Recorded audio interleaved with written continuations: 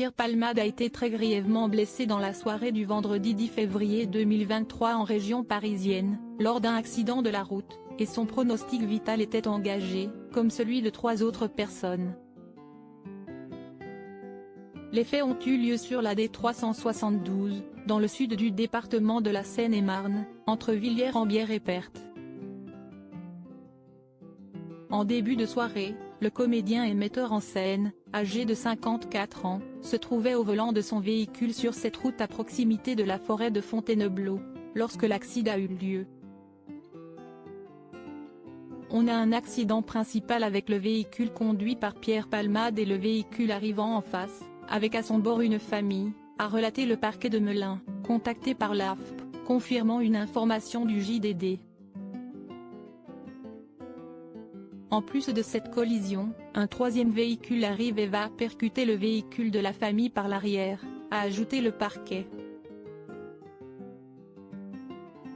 Des personnes en fuite ?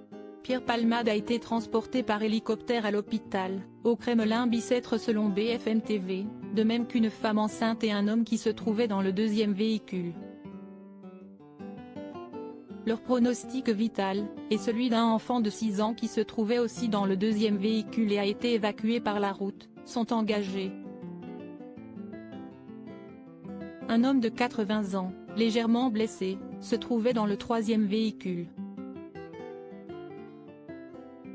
Selon une source policière à l'AFP, 2 témoins ont rapporté que 2 passagers de la voiture de Pierre Palmade ont pris la fuite après la collision.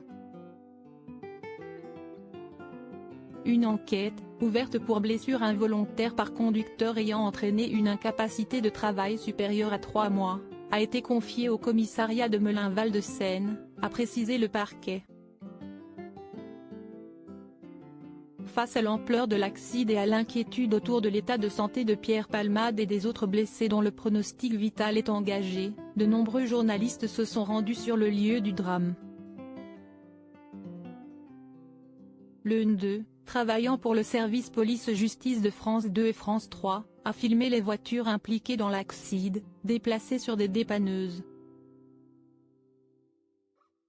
Les images sont impressionnantes.